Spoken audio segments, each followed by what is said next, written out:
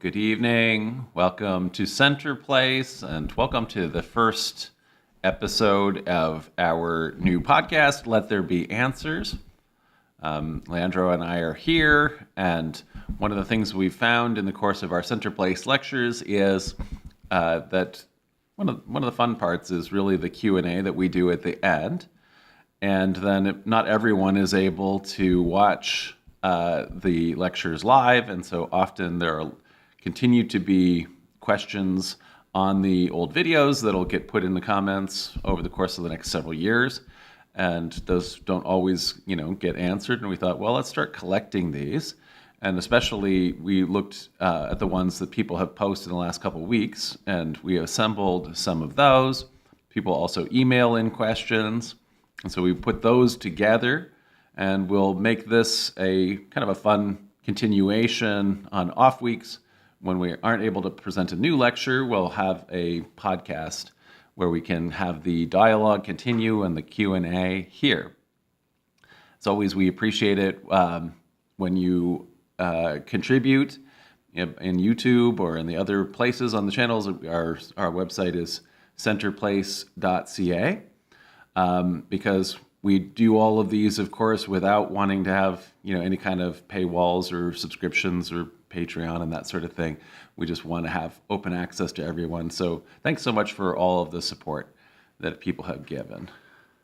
And Leandro is getting our stream set up, and then we'll be able to say hi to him as well. In the meantime, I'll mention our upcoming lecture that we're going to do. So the next lecture was going to, we've done things like where we looked at all of the historic apostles as kind of a group category. And so the next thing I'm going to look at is sort of as a group, the great villains of the Bible. It's a wide variety of characters, and some of whom are kind of black and white figures, cartoonishly evil in some cases in these morality tales. But other ones, you tend to have a little bit of sympathy for the villain in the story in some of the cases, which is a sign of good literature. And so we'll do a survey of those. And I wonder now if, I don't know. Yes, here I am. There's Hi, Leandro. John. Hi, John. Let's see. Oh, hello, everyone. Welcome to our first Let There Be Light podcast. I want to say hi to those of you who have already said hi on the chat. I'm seeing on, let's see, some of you on YouTube, and Tropically Tutoring. Okay, you already sent a question. I'm just going to take a note of that. We have Dartharama. We welcome Fastball Flakes.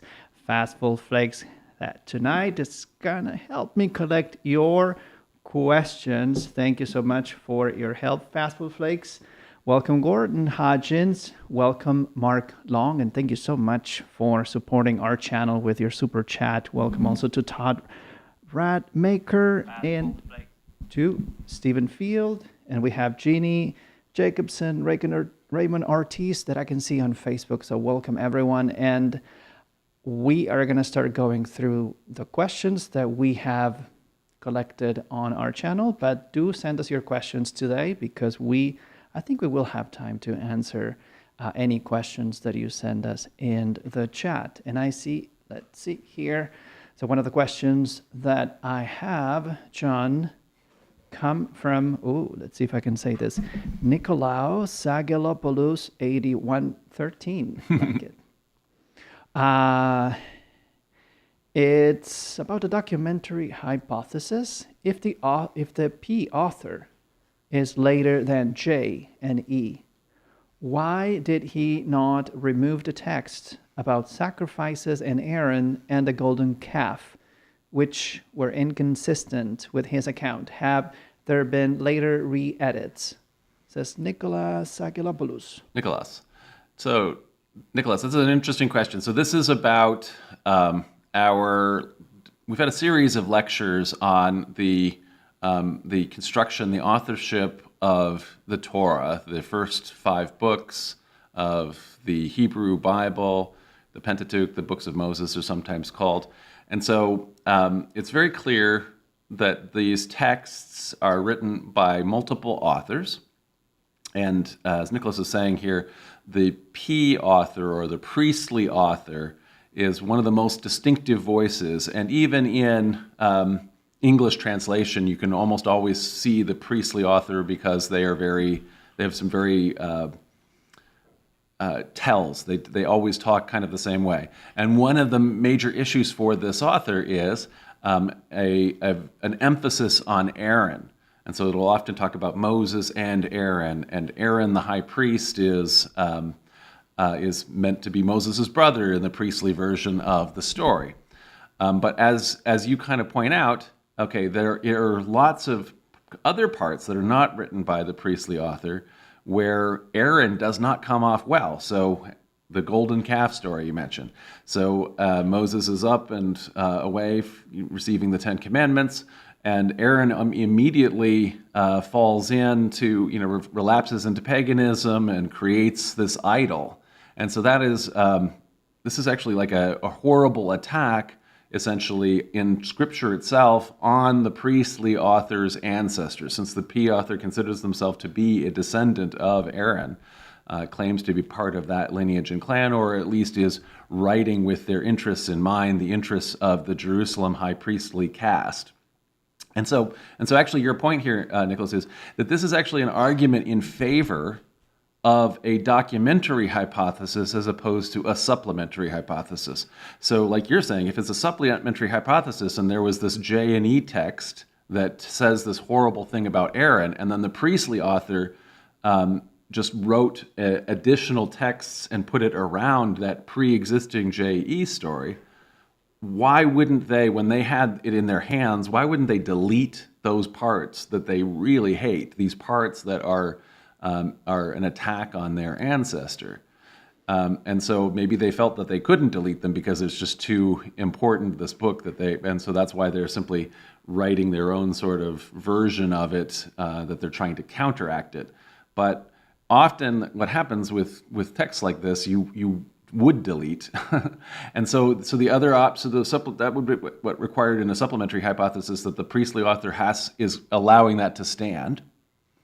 In a documentary hypothesis, the idea of it is there's this J.E. story that has all of these anti-Aaron parts. The priestly author writes his own book that is meant to simply replace or counteract that J.E. story. And then it's only a later editor that combines the two together. And then you ironically then have anti-Aaron and pro-Aaron stories right next to each other, which makes the text all the richer. And so those are the two main hypotheses of how the Torah came together, either a supplementary way or a documentary way. And your point here would be an argument in favor of the documentary version. Thank you also to John and to Dartharama. Oh, Deborah is your name. Thanks for sharing your name and for another generous super chat that supports our lectures and our channel. I'm going to continue here with our questions from our channel. We see here Joshua Grant 3821. In the questions you spoke about Joseph in the traditional views and Mary being raised in the temple. From what source is that? If I wanted to read more, thank you for the excellent lectures. Sure, Joshua, absolutely. So yeah, this Christian tradition, there's actually very little about Joseph and Mary, Jesus, who raised Jesus, Jesus's mother and her husband, in the gospel accounts, right? So we have the two Christmas stories, and then Mary appears in the later adult life and ministry of Jesus, but Joseph does not. And so early Christians wanted to know more about that, and so that's where tradition elaborates, which is to say, other early texts that didn't make it into the Bible. And this point you have about, well, what was this tradition about Mary and her life as a child before she became espoused to Joseph? Where do we get the traditions about that? And the answer for that is the Proto-Evangelium of James. And so that is also sometimes called the Gospel of James. and that's one of the infancy gospels. So I have a whole lecture before on the infancy gospels, and we talk about the Proto-Evangelium of James in that. And so it has this very interesting story of Mary living this incredibly pure life, including like spending her time in the temple, being fed holy wafers, by angels, and so she's there all the way up until she's about to enter womanhood, young womanhood, and that's when the priests are not going to be able to allow her to stay in the temple anymore, and they decide to marry her off to one of the elders, one of the oldest men in Judea, Joseph, so that her virginity can continue. That's the tradition, and it's found in the Proto-Evangelium of James. Actually, if you go to the Greek Orthodox Church just a few blocks away from here, which has beautiful icons painted as frescoes all around the church, there are several of these that are illustrations of the young Mary's life, including in the temple, from the Proto-Evangelium of James. And so it's really interesting to me, anyway, even though this is not the Bible, and the Greek Orthodox Church does not consider the Proto-Evangelium of James to be an actual part of Scripture. Nevertheless, it has become part of their iconography. It's part of the tradition and story now of Mary. Thanks, John.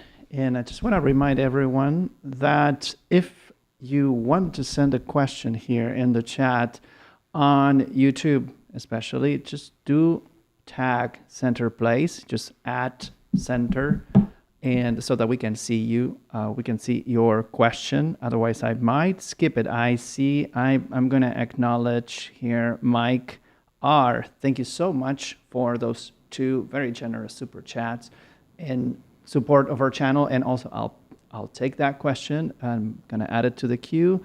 I also see here Matthew Rakowski. I see your question. We're going to add it to the queue. I see Nathan Gale's question. We're also going to add it to the queue. And Rose, we're also adding your question to the queue. We have one more. Bo the Wolf. Welcome, everyone.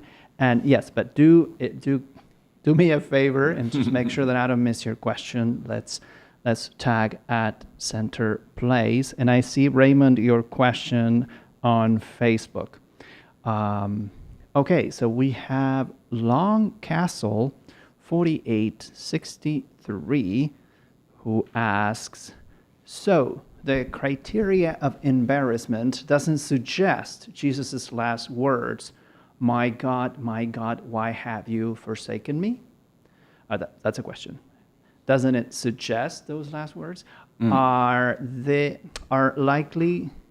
Is this likely a legitimate utterance of Jesus? So this is a question about this, the criteria of embarrassment that we use in literary criticism. Is that correct? Yeah, absolutely, Long Castle. So that's a good point.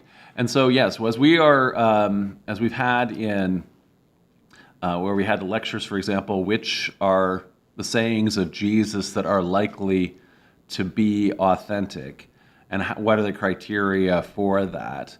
And so one of those is a criterion of embarrassment, like you say, and the embarrassment here is not as much about, let's say, what would be embarrassing for Jesus to have said for himself, but rather what would be embarrassing for the later church. So as the church has developed a theology, a Christology about who Jesus was, does this somehow counter that, or is he talking about things that are not later part of Christian practice or that are contrary to Christian practice as it later developed?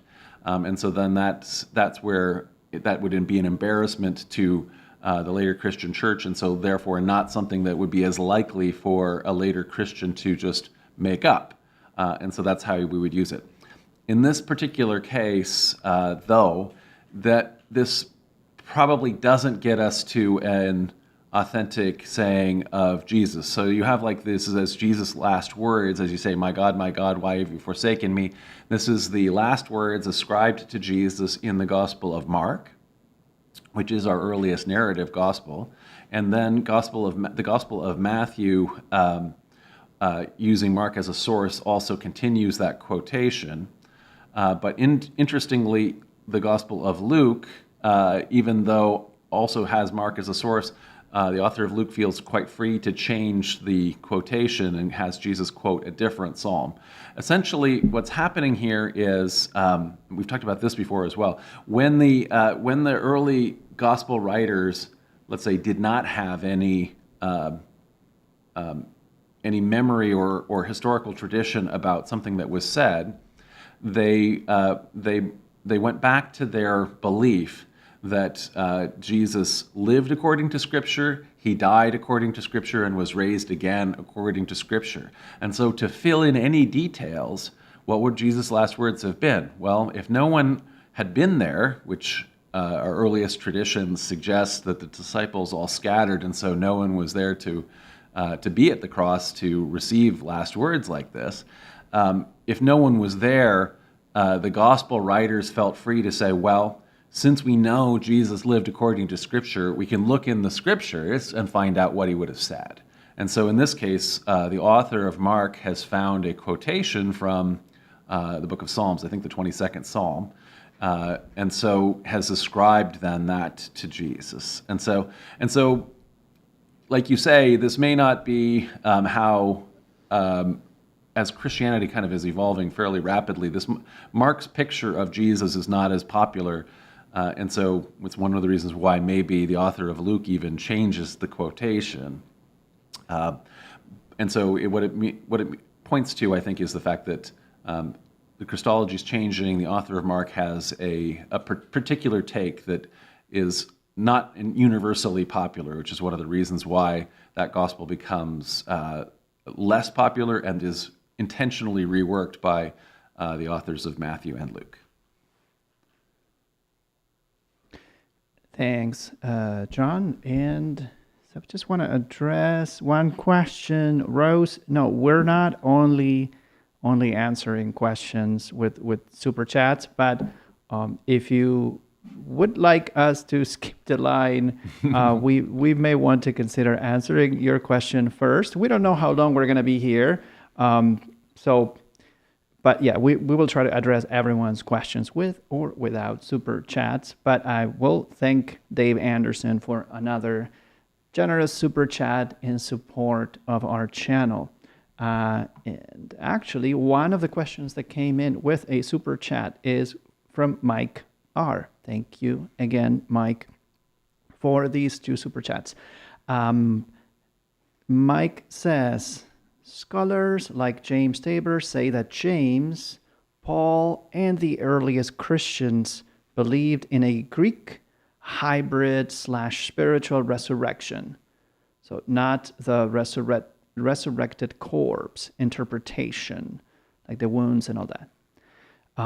If there was a physical burial site, would this be a problem to Jews? Would this pose a problem to Jews at the time who believed in a physical resurrection at the end of days?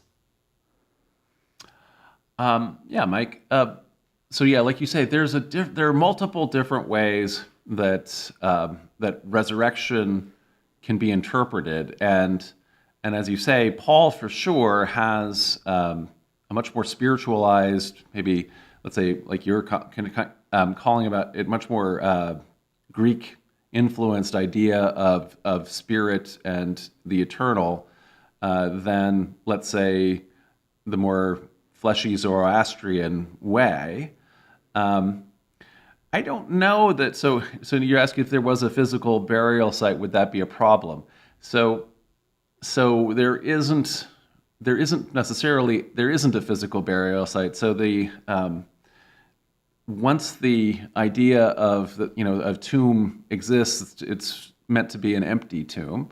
And already when the Gospels are talking about an empty tomb, these are already built into an apologetic story.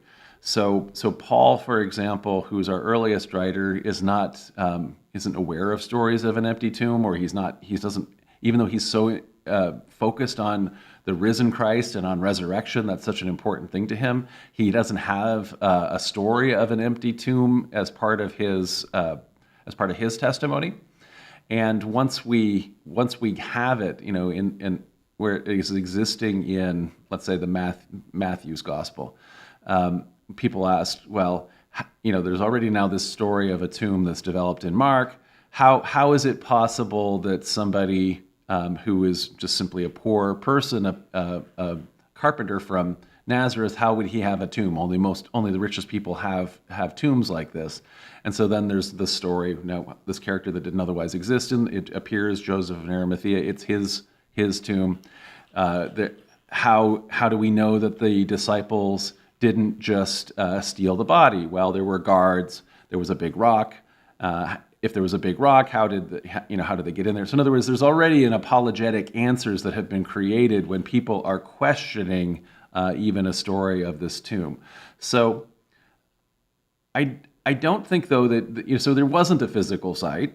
This tomb didn't exist for anybody. The tomb is literary, and I think that the literary argument about it is already going through all kinds of apologetics. So I don't think it actually would have posed a problem, because you can talk about it either way when you're making these kind of apologetic arguments. Thank you, John. And thanks also to Fastball Flakes and to Jeannie for helping us collect all the questions that are coming from YouTube and Facebook. I think we have... So I'm going to acknowledge everyone's questions before we go on. Entropically Tutoring, T-Bone, Raymond, Rose, Deborah, also known as Tartharama, Matthew Rakowski, Bo the Wolf, Henry Cobb. We got your questions. Thank you so much. We'll see. Yeah, pretty sure we will get to that. But we still have a few questions that come from the comments that some of you have left on our videos after the lectures ended. So we have one from Radio Free Hammerhall.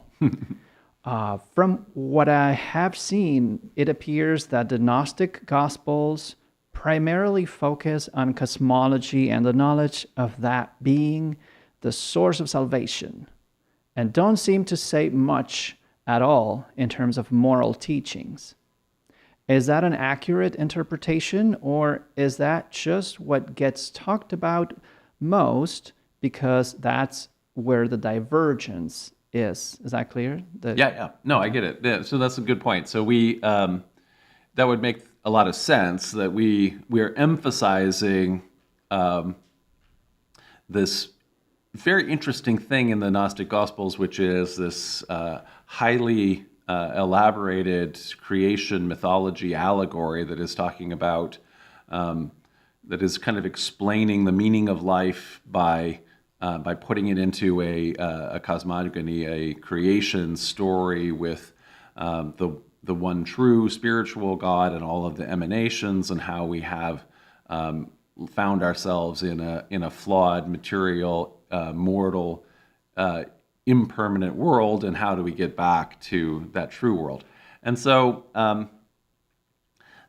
there is other big difference that comes now also to ethics with Gnosticism, as opposed to let's say regular Christianity or paganism, because when you really are fundamentally rejecting the physical cosmos as flawed and are focusing inwardly on the spiritual path, that means that your emphasis is not as much on, the ethics of how you make this world a better place. And so it doesn't mean that Gnostics are not ethical. They would have been very ethical people, but it isn't, I would say, their primary focus.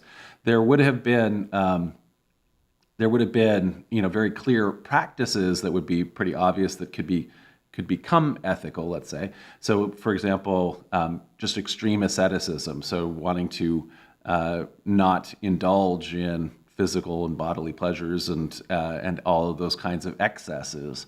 And so those may not be very ethical, but it has an ethics to it in the terms of that they felt that if you had children, that would be furthering this cycle of imprisoning people in a flawed world. So that has an ethical component to it, I'd say. So I'd say that there's this extreme. I'm going to cough. Oh, almost. What? Almost got you. You almost got it. Yeah, I'm sorry. I'm suffering from a little cough. I went to a football game a little while ago with 100,000 people in the stadium in Michigan, and I think I've got a cold from that. But anyway, I'm a Michigan almost cold. recovered. Oh no. Anyway, so so I would say that there's ethical components to it, but I'd say that it is a difference because it's a difference of what the emphasis is.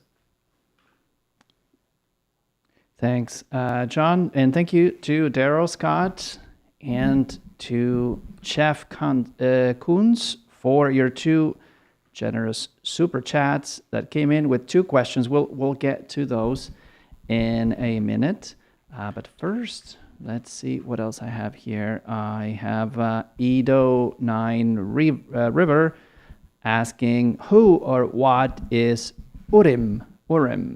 How do you pronounce that? Urim, not Urim. So that sounds funny. Well, we in English. I mean, the way I've said it in my American upbringing, it was Urim and Thummim.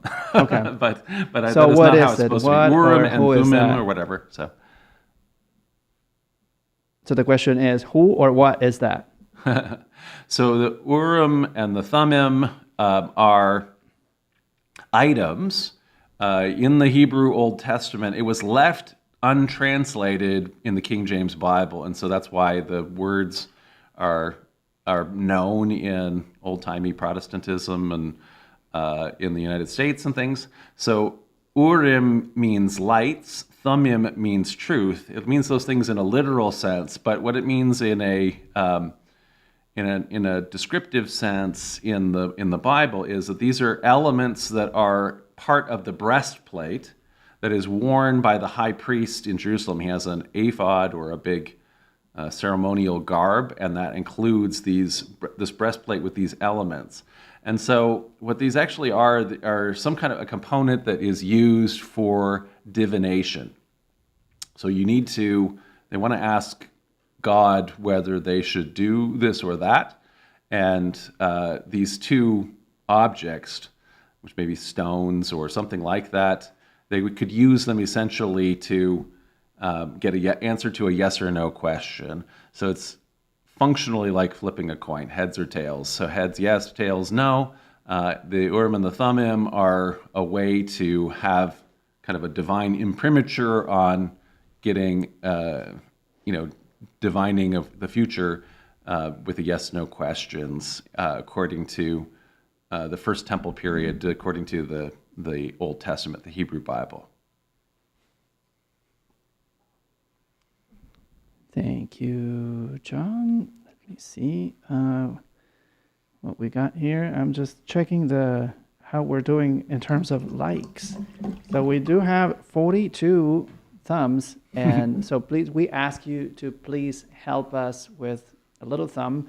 Just clicking the like button really helps our channel reach out to new viewers, and this really keeps us going. It's so we appreciate. And also, you like it if you like this format of this podcast. This is the first time we've done this, right? It'll let us know if we should do this again or not. So yeah, let's see if we can get to 100 likes, maybe at least. We'll probably do it again. Okay.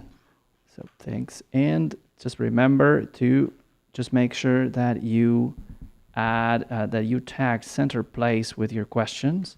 And let's continue here first with some questions that we have from previous lectures. Long Castle 48:63. If I were Mary, I would have been a little bit peeved at God. I think that has to do with the Annunciation. So do you think anyone's going to believe this story like at Mary in the Annunciation? That's I guess what the question is. Thanks a lot, God. Do you think anyone's going to believe this story? Okay, yeah, Lancaster, right. So yeah, then in the Nativity story, the Christmas story, in the Gospel of Luke, in the Annunciation, the angel comes and tells Mary that she's going to conceive and that she's going to give birth to the Son of God, and like you say, the story maybe becomes unbelievable or nobody's going to believe it. But again, this is a literary story. Historians do not think that the Christmas stories have any historical or historicity content to them. So this is something that would have been within the Lucan tradition, or how the author of Luke is wanting to portray the theological idea of the Logos coming into the world. And one of the things that does happen in the story is that Mary goes and visits her relative, Elizabeth, who actually does believe the story. So I know that, I appreciate the way you're saying it, because you're saying, well, realistically, who's going to believe this if you were to have this experience, this is a historical event. But sometimes that's why when we're reading literary narratives, we have to look at it in the terms or the universe of the story and the theological purpose of it, as opposed to trying to read it as like a situational drama. Cough again.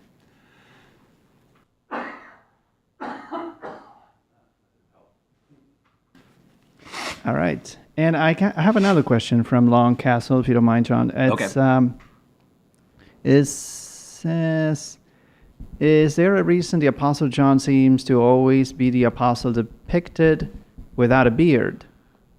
I hope this doesn't come off wrong, Long Castle says, but since John is often depicted in the early church art as beautiful and beardless, is it possible that in early Christianity, John and Jesus were thought as at least possible lovers?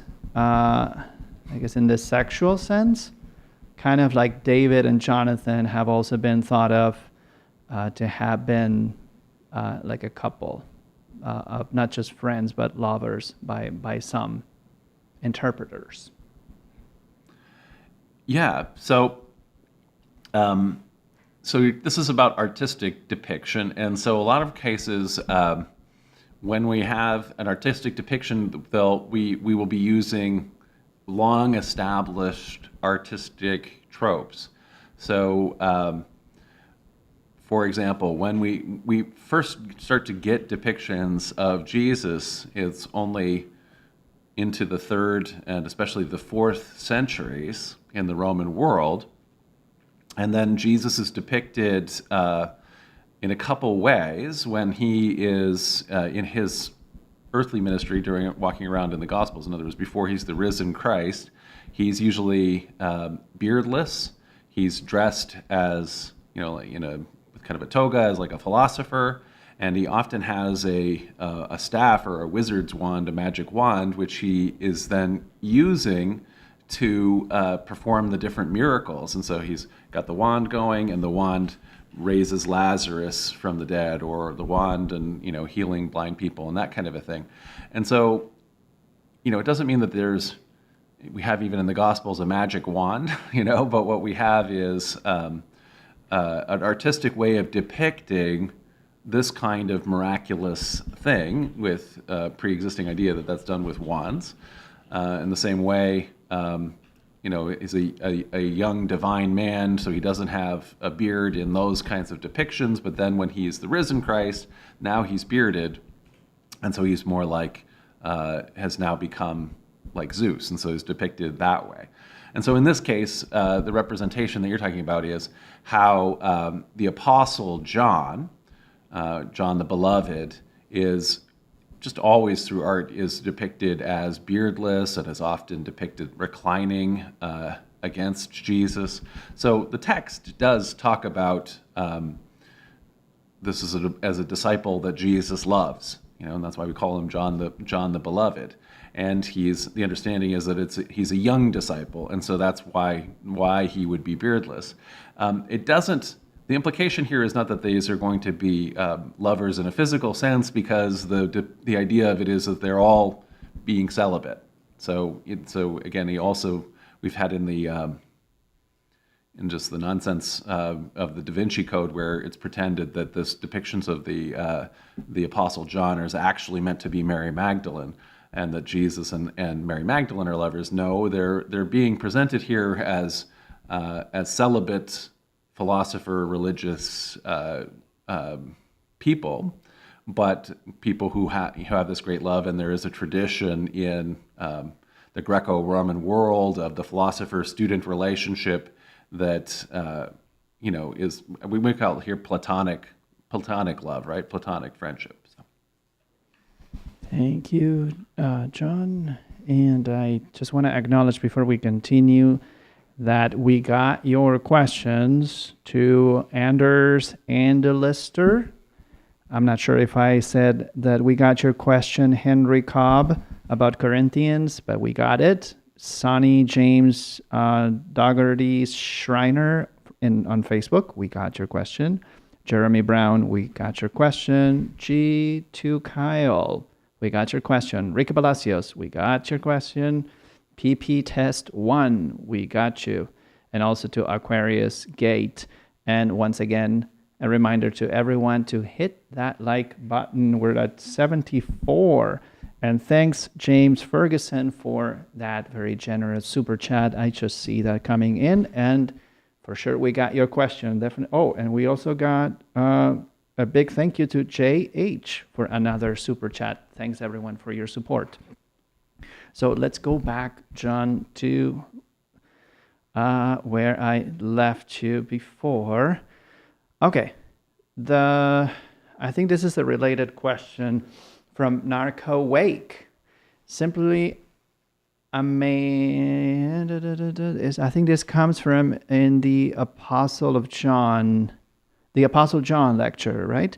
I was waiting for someone to ask this question: why is the beloved disciple drawn as a young beardless man in Renaissance painting? So I guess, that's another. I don't know if you want to. I think that this is the same question. Same question. So okay, we probably should have spent more time talking about this in the lecture. So Okay. I'm glad, Narco Wake. I'm glad that you and the other reader, asked about that. Okay, a question from Banner 99. If Mark is the oldest gospel, why is it not first in the New Testament? Well, the answer is that ancient Christians, the early Christians, didn't know it was the oldest one, and in fact, they thought that Matthew was the first one, and so they incorrectly understood or believed that Matthew was the gospel that we now attribute to Matthew, that one was by Matthew, and that was the oldest one, and so they put it first. So they thought that they were putting them in order of how they were written, but they're actually swapped, since it should go Mark, Matthew, Luke, John, or maybe even John, Luke, but probably Luke, John. So. Okay, thanks, John. You answer the question so fast that I can hardly keep up with the questions that keep coming in. Sorry. But I love that. I love that. So yes, do keep just sending us your questions. Anders and the Lister, thank you so much for another super chat. And I think that comes in with a question. Okay, yes, we'll pass that question to John.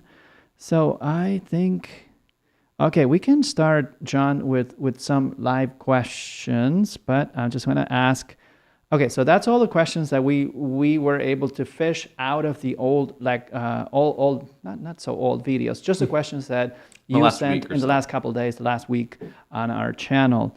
But we do have a lot of questions that just came in, and I thank you so much, Jeannie and Fastball Flakes, for helping us keep up with those questions. Just have to keep looking at, every time I look at our Discord server, I see more questions. So thanks so much, guys, for your help tonight. Otherwise, this would be impossible. Okay, so we got one from Daryl Scott. Thanks again, Daryl, for the super chat. Daryl says, any recommendations for books on philosophy or Christianity by female authors? And I don't know, John, if you have any. I have, what comes to mind is a great book called In Her Words that I just read recently for my seminary, one of my seminary classes on the history of Christian theology. The author is Amy Ogden, In Her Words.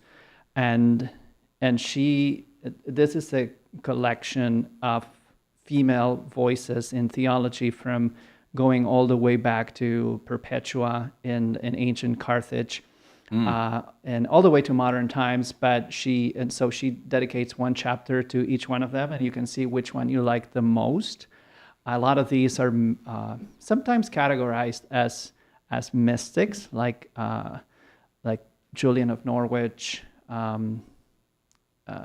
Teresa of Avila, Catherine of Siena. But there's actually a lot of, I think sometimes just narrowing down the female voice to mysticism is too limiting. Another thing, anything by this amazing Mexican, this is like a woman, a nun called Sor Juana de la Cruz. I'm going to write it down in the chat. Sor Juana de la Cruz is this just early modern nun who, she's like a Renaissance lady in Mexico City, I think in the 1600s. And she knows everything. She knows languages, Latin, Greek, Spanish, but she also knows native languages, and she's able to, she's very knowledgeable of classical mythology as well as theology. She knows music. She has the largest library of the colonial Mexico at the time. And she's a musician, you name it. And she was very, very interested in the voices of the native people of Mexico. So in her writings, we get a lot of information about the mythology of the Nahuatl people of Mexico. I don't know, John, if you have anything to add to this. Yeah, no, I think that I especially love that anthology that you're talking about, because then that's going to really open the door to a lot of Christian women's voices throughout time, going, like you say, back to St. Perpetua. There's Hildegard of Bingen, Marguerite Kemp. There's just a whole host of these, in addition to, like you say, Julian of Norwich, Catherine of Siena.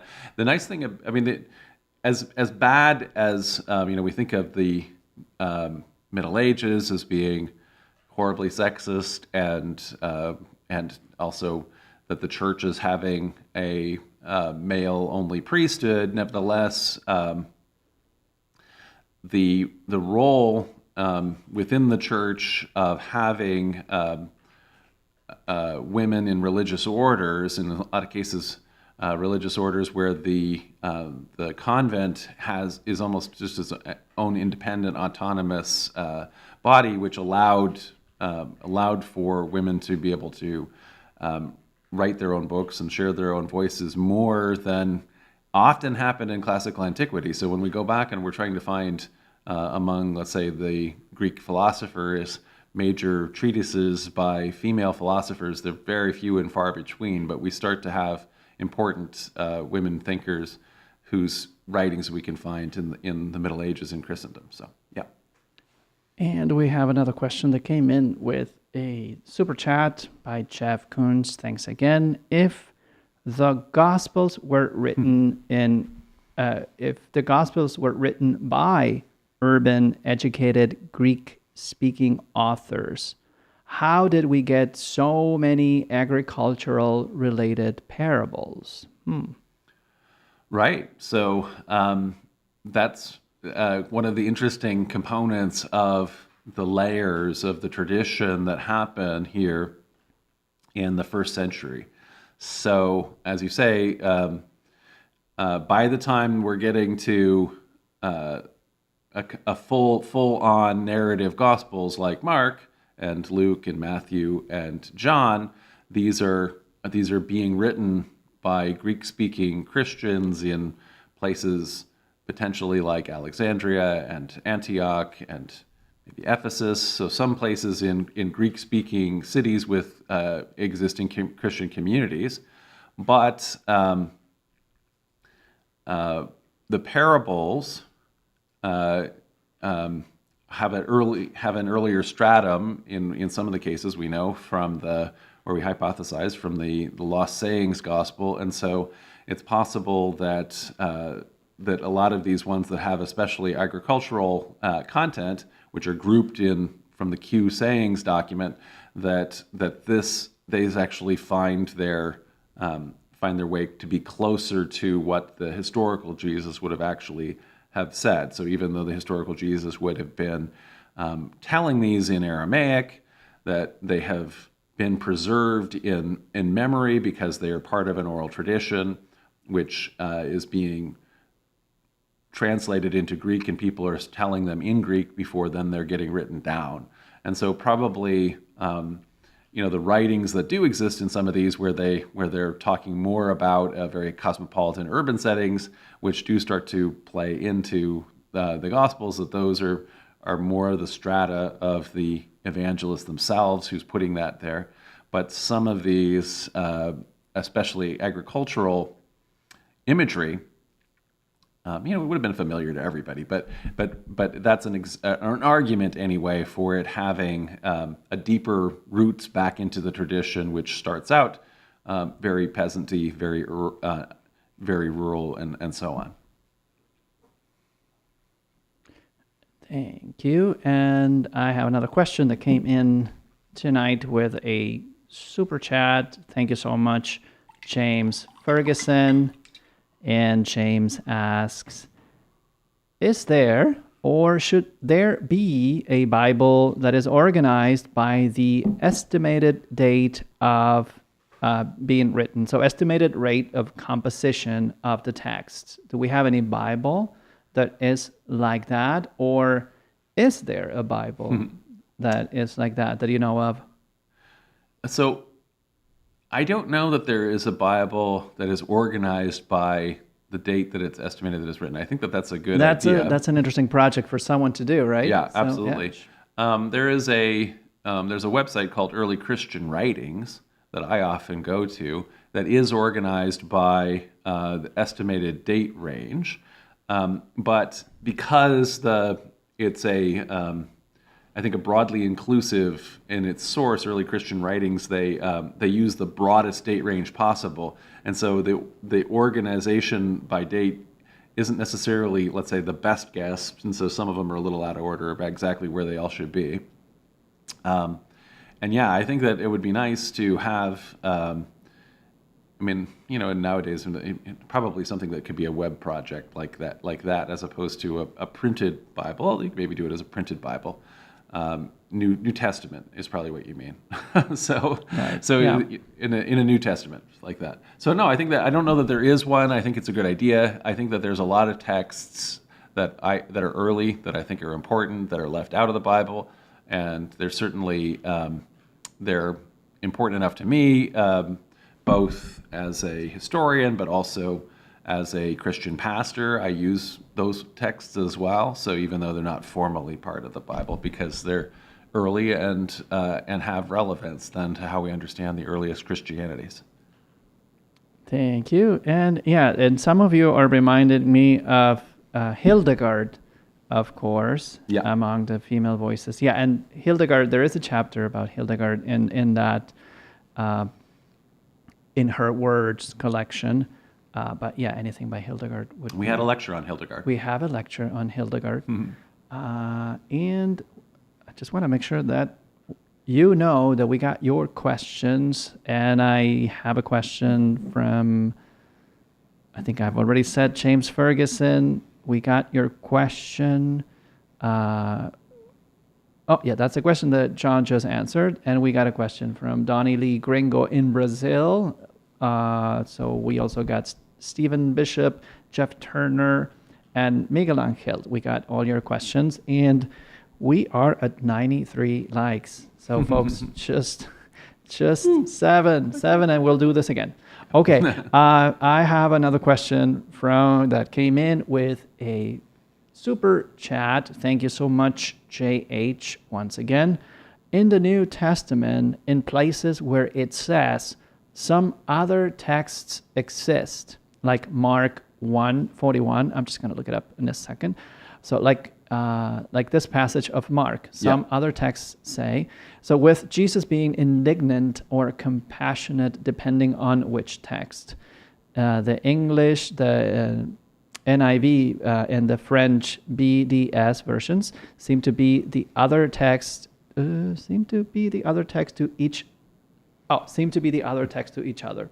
So is this just theology, or is there a political Catholic Anglican thing? What is Mark 1?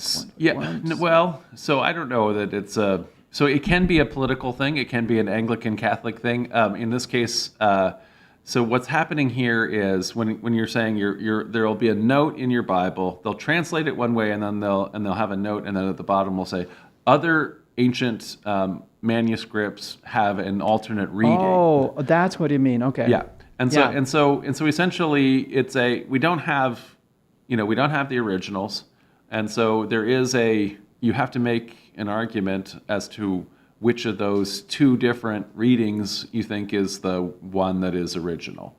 And so, in this case, this is the one that you're talking about from Mark 1:41, where we talked about, I use this as an example that possibly the original author, Mark here, is talking about Jesus, who a leper comes and asks to be healed, and Jesus is indignant, it says. But most of our manuscripts say Jesus reacts with compassion, not Jesus reacts with ire. And so in this particular case, even though we have more manuscripts that have the compassion as a word, an argument you can make that the one that has Jesus reacts with ire, that maybe is the preferred reading, again because of that criterion of embarrassment, or you wouldn't want Jesus to act with ire, so it's an uncomfortable reading, and so a scribe might just think that's an error and fix it and cross it out and say compassion. And I think that in this particular case, again, Mark is a source for Luke and Matthew. That Luke and Matthew don't preserve the compassion reading, so they don't have that version of it, and instead what they've done is deleted the emotion altogether. If compassion had been there, why would they delete that? So they probably are reading it. They didn't like that word either. They deleted it. That's, as I recall, that's what happened in this particular one, and so that's why I think Bart Ehrman makes the argument that the original reading here is Jesus reacts indignantly. But because we have so many early manuscripts that say with compassion, that's why many translators will decide, well, it says with compassion, and so then they put that notation. Other ancient sources say with ire. So, and that's what when you take the time to do a full exegetical analysis of a passage of Scripture.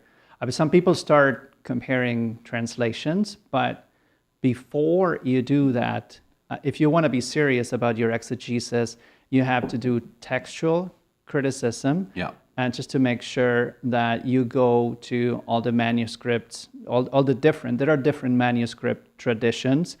And so you may or may not find variants in the different manuscript traditions. So in some cases, if you have variants, then they will be indicated. But I think something that JH may be pointing at is that sometimes some translations didn't even bother to let you know. They Yeah. But yeah, and so that's why we have some translations like the New Revised Standard Version, NRSV in English, or the Nueva Biblia de las Americas, NBLA in Spanish, that are called the study. Like the scholars like them more because you do have all those different variants are indicated, and that's very important sometimes when you're doing exegesis. Sometimes just for flow, a translation might change a word, and if you go sometimes to the variant, you're going to find a word that is different, and that's going to change a lot the meaning of your passage. So that's textual. That's a step of textual criticisms that we do at the very beginning of the exegetical work. Yep. And we can continue now with another question that came in with a super chat from Anders Andy Lister. Thank you so much, Anders, once again for supporting the channel with your super chat. That this is what makes our channel continue to be able to create content like this in our lectures. And also, I just want to say thank you to William Gazali for another super chat that just came in, and we got your question. And oh, yes, we got to 100 likes. So thanks everyone so much for your support, for helping us just get noticed by the algorithm, and so that other people know that we're here tonight. So Anders asks, did John watch The Chosen? Did he like it? If not, does John have to be... do you have a favorite Jesus or Bible movie or TV show? And Anders says, my real name is Rick Bolney. Oh, well, welcome, Rick. Nice to meet you. Thanks, Rick. I did not watch The Chosen. And I guess in general, I often don't like... Jesus and Bible movies. I think that I mean, maybe this was good. Maybe they're getting better, and I'm not aware of it. I haven't seen it. So when I was coming of age, there was a lot of these Jesus movies from old Hollywood where Jesus is just this very removed character who is kind of lifeless, and then there's a big reaction, against that by filmmakers in making things like The Last Temptation of Christ. I don't know. I'm not. I certainly I've only seen clips from the Mel Gibson one even. So I haven't watched. I generally speaking haven't watched these. They don't. It's difficult for me to watch them usually, but I need to do a better job of trying.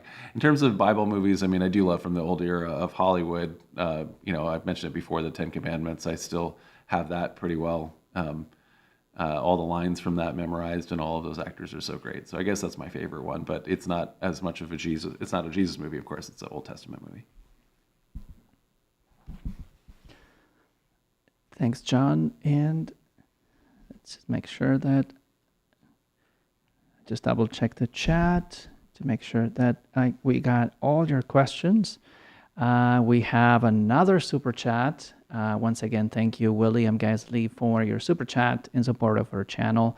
And William says, could John list his favorite scholars? Okay, no, I want to go home at some point, guys. So I'll continue. Would you, John, include Art Dewey, Dewey, and John Shelby Spong in your list of favorite scholars? And have you read, John, The Kingdom by Emmanuel Carrière? And if so, what is your opinion about The Kingdom by Emmanuel Carrière? And I have not read that. I do. I mean, John Shelby Spong was an amazing leader, and I appreciate his work. I guess I would list on. I mean, I have many scholars that I like, and so like Leandro says, we can't probably go through them all. A person I recommend all the time is John Dominic Crossan. Kloppenborg, who's at the University of Toronto here, is great on Q. Bart Ehrman is a very accessible scholars for all of these all of these different kind of topics and arguments. There's just so many that are great writers. So. Okay, and we continue with the questions that are coming in the live chat. First, let's go back to Entropically Tutoring from that says greetings from Australia with a question. Do you think, John, that racial exclusion and ethnocentrism found, for example, in the book of Ezra, was used to justify racism toward Jews historically? So I guess the same things that we have in that book. Right. So Ezra, Nehemiah, the returning exiles have a big emphasis on pure bloodlines and excluding people from the congregation of who's going to be counting as Jews, and specifically they want to exclude Samaritans especially, but also their other neighbors, Moabites and Edomites, although Edomites later get in. But anyway, so that was what was happening at the time with Ezra and Nehemiah. I actually don't think then, even though that's the explicit policy that is going on there, because it's explicitly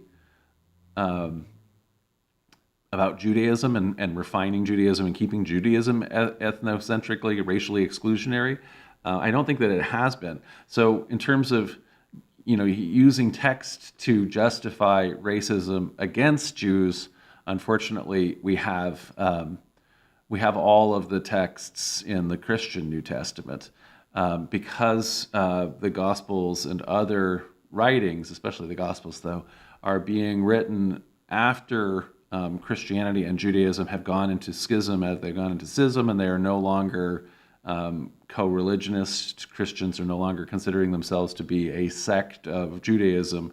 Instead, as we're reading in, for example, the Gospel of John, it'll talk about Jesus will talk to the Jews, or the Jews will do this and that, when it wouldn't make any sense historically at the time of the historical Jesus, since he and his disciples are all Jews, so they're not a separate category. And that happens also in the Gospel of Matthew. Unfortunately, because of that division, there is hostility between the groups. So early Christians are mad at their former co-religionists, and they are including in it texts that can be interpreted and have been interpreted to have the basis of historic anti-Semitism in Christendom. And so I think unfortunately, that's where those come from. I don't think they had to reach into Ezra to find a principle that then they had to do a reversal on, because they could just do it very directly. Thanks, John. And I also got Josh Bedford's question from Discord. And we have Dartharama's question on YouTube. So let's continue. And just once again, welcome to those of you who have just joined us tonight. Yes, we are live. It is, what time is it? It's just after 8 p.m. here in Toronto. And we're here now to answer the questions that you send in the chat. Please do tag Center Place as you send your questions, just to make sure that Fastball Flakes can see your question, so that he knows that your question is for the Q&A. Okay, let's go back now to our Q&A, our queue. Okay, T-Bone. Hi, T-Bone. Okay, T-Bone asks, John, what would you consider to be the most accurate translation of the Bible presently widely available today? Most accurately, but also presently widely available today. So I'm just going to say the one that we always use, and I think that it's the basis for most of the study Bibles, like Leandro was talking about, like the Oxford Study Bible and so on, is the New Revised Standard Version Updated Edition. But all of these, there are other, let's say, less widely available translations that will have advantages, for different things you might be looking for. But I think to say, the widely available one, that's the one that is our go-to here. And so I usually almost always quoting from that when I have my slides. I need to. All right. So as we continue to wait for John to recover, I just want to acknowledge Andy Burks. Thank you so much for your super chat in support of our channel, and we got your question. But first, I'm gonna go to one question that came from one of our friends on Facebook, Raymond Ortiz. Raymond is in Odessa, Texas, and asks my question for John. Are you familiar, John, with the apocalyptic gospel of Philip? And is it also considered a Gnostic gospel? The apocalyptic gospel of Philip. These are all coming in, and I have not looked at that before ahead of him. So yes, I believe so, but I need to do a little bit of looking. I think that was one of the ones we were considering doing in the last lecture. Yeah. And I have to look exactly so what that we'll one add is. it. Maybe that would be a good topic for an upcoming lecture. But I just want to. Oh yeah, I was going to say something about the question that you just answered before about what's the best translation, and I agree with you that I guess it depends. The best translation for what? If it's a study translation, then maybe I would say NRSV or in English. But if it's for singing, as a singer, just singing from the NRSV really doesn't flow very well. So yeah, I guess depending. I love King James Version for singing. I cannot imagine singing Messiah in New Revised Standard Version, but you might like it. Okay. Just as an update on that one. So yes, the Gospel of Philip is one of the ones that were found at Nag Hammadi, and it also includes a lot of sayings and esoteric teachings that are very clearly Gnostic. So yes. So thanks, John. And also thank you once again, Andy Bork, for your super chat that helps us continue to create content and helps the channel continue to grow. And Andy asks, the question for John is, do you consider being a guest on other YouTube channels that cover similar topics, in particular, addressing your church in regards to what people generally think of the Church of Latter-day Saints, Church of Jesus Christ of Latter-day Saints? Sure. No, absolutely. I would be on other YouTube channels that cover similar topics, and so I've been on Myth Vision a couple times. I was on the Gnostic Informant, and I'd be very happy to be on other ones. And I can certainly talk Mormon about stories as well, right? Yeah, no, certainly. I've been on all sorts of Mormon podcasts. I've been on, and Mormon stories, of course, the biggest of those. And I could very happy to talk about the Church of Jesus Christ of Latter-day Saints, and also what I know its history pretty well, and I can also talk about the relationship of my own church to that group and so on. Yeah, very happy to. Okay, just monitoring here the different chats, and especially the Discord, where our team is helping us make sure that we get the questions that come from the different live streams tonight. Let's go now to a question from Rose. Rose is asking what... Oh, okay, so this is another question about Bible translations. John, what's the best translation to use for beginner Bible readings? And she adds, I am currently reading the NRSV, but found the translation strange when reading the Lord's Prayer from this translation.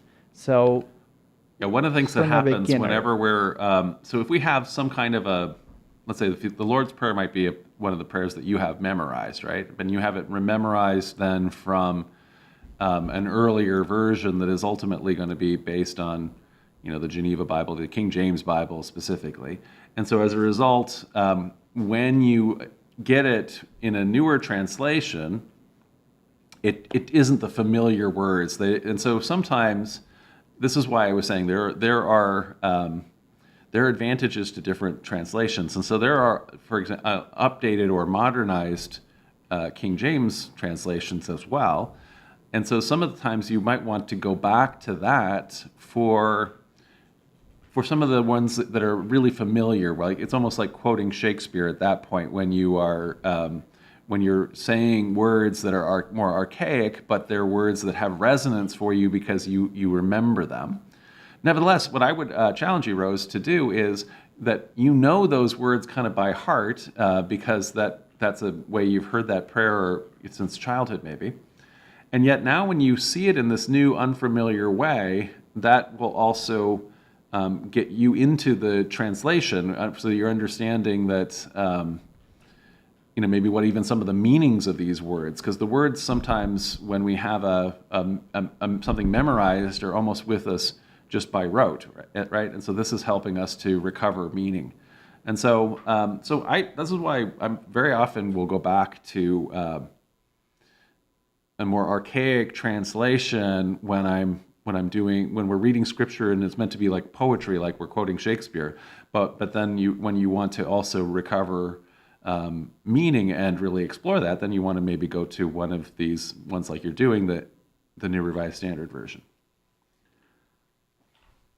And you can look at other ones too. I mean, so a lot of people like to go to what's the one that's called? It's called the Word. Whatever it is. Yeah. People love that because it's done. It flows a little better sometimes in a kind of a modern-y way, and so it brings the text to life to them in all kinds of ways. But obviously, it's a paraphrase. It's not a translation, and you have to be careful with it, I'd say. Sounds, and I think that the NRSV sometimes, because it tries to be just more faithful to the original language, sometimes doesn't really make sense less poetic in our language. But it also doesn't make sense. You really have to go back and understand the context a lot. So we have another super chat from JH. Thank you so much for supporting the channel, JH. And JH asks another question for John. Do you have an idea about what was up with the two swords in Luke and the two swords being enough? That's the question. And okay, I think that's a reference to the Gospel of Luke. Yeah, so if we go to the passage, I guess, it's in Luke 22, 36 to 38. And so we read it there, if we can look it up here. It says, he said to them, "But now the one who has a purse must take it, and likewise a bag. And the one who has no sword must sell his cloak and buy one. For I tell you, this scripture must be fulfilled in me." And he was accounted among the lawless, and indeed what is written about me is being fulfilled. And they said, Lord, look, here are two swords. And he replied, "It is enough." Well, so in this case, I guess I'm less able right now to, on the spot, do the exegesis of what the author of Luke was thinking when the author of Luke put this particular verse in. What I would say is that this passage then ends up being a jumping off point for completely different theology and political theory in Christian history. And so I'm much more aware of, I think that what the author of Luke is meaning here might be a speculative argument, but what we can say is that this enters into Christian political theory as essentially the theory of the two swords, that there is an ecclesiastical sword and a civil sword. And so this is like the separation of church and state, where the spiritual sword is wielded by the church, by the Pope, and the physical sword is wielded by the emperor. Although in different theories, the popes would claim that they got to have both swords, like in the same way that this would be. So there would be arguments over who has this authority of the state, who has the authority of the church. But they drew upon this very, like you say, strange, enigmatic passage to do that. But I'll I'll look at it and see what is Luke quoting from something here in Mark, and there is like Luke is wanting to fulfill a prophecy here, so he was counted among the lawless. So we have to look at what the underlying source of that is as well. So. Thanks, John. And let's continue with our questions. I just want to acknowledge that we have in Tropically Tutoring, we have your question about Gnosticism. We also have added to the queue Brenda Barney's question from Facebook. And yeah, that's what we got. If we haven't acknowledged your question, please do send it again. We may have missed it, but thanks again for just helping us just continue this amazing discussion. So I have, John, another question for you. Okay. From this one comes from Deborah from Dartharama. I've been reading Dr. Mark Goodacre and his case against Q. What do you think about Ferrer hypothesis that Luke used Mark? Luke used Matthew. The Luke used Matthew. Right. Yeah, so, Luke definitely used Mark. Right. So we often talk about, and I'm an advocate for, and I've been I pretty much we mentioned that it's a hypothesis all the time, but I usually take it as rote. Certainly that Mark is the oldest gospel, and that Luke and Matthew are using Mark, and that the best explanation that scholars have to explain material that is not in Mark, but is found in both Luke and Matthew, must therefore derive from a hypothetical lost saying source, which scholars call Q. So that's the two-source hypothesis, and then there's all kinds of variations around it, but that's the central idea of Q. The problem with that is you have to have a hypothesis for a source that is lost, doesn't exist. We don't have any direct evidence of it. We just have the indirect evidence of what this overlap in Luke and Matthew. And so therefore, the Ferrer hypothesis, people would like to eliminate a missing step. And so the idea here then is Mark is the oldest gospel, Matthew is an expansion of Mark, and then Luke has Matthew and is simply working from Matthew, or maybe he's working from Matthew and Mark in order to create Luke, and that therefore a